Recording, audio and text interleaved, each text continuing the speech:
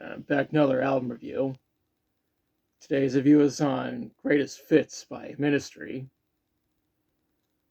This is the band's greatest hits album. It was produced by Al Jourgensen and Paul Barker. The album was mastered by Tom Baker at Precision Mastering. It was released on June 19th, 2001 on Warner Records. I mentioned in the previous review that the band was actually dropped from their label in 2001. This was still during a dark period for the band because Al was struggling with drug addiction. According to Ministry, The Lost Gospels, he was addicted to speedballs, LSD, crack, pharmaceuticals, and whiskey. I also read that he once stepped on a hypodermic needle, resulting in one of his toes getting infected and later amputated. Hell, he nearly lost an arm after being bitten by a venomous snake. Angelina Lukican helped him to overcome his addiction, and they eventually got married.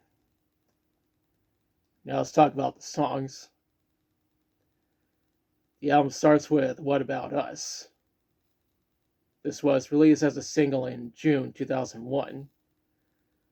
The track was made for the movie AI, Artificial Intelligence, and the album was released in order to coincide with the movie. There's a scene in the movie that features the band playing the song. The track received a music video and it features footage from the movie. A link is in the description.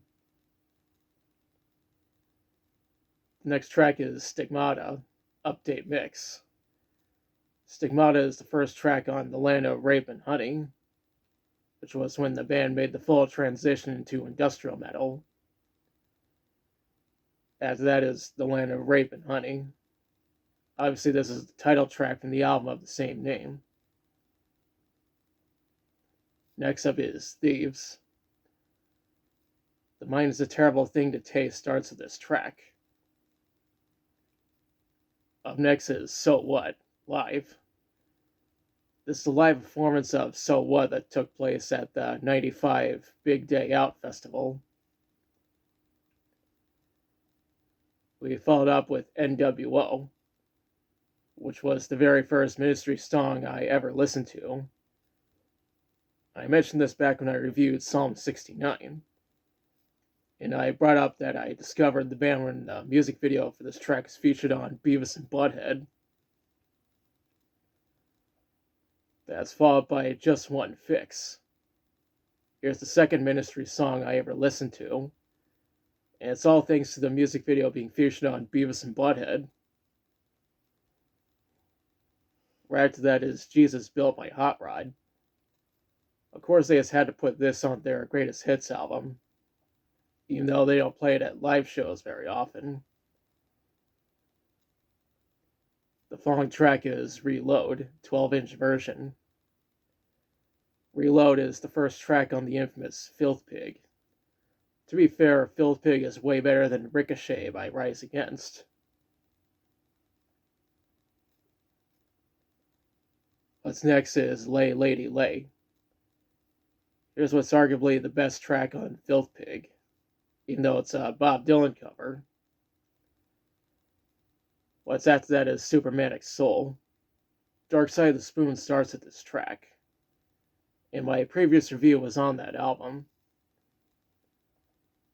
The second to last track is Bad Blood, Alternative Mix.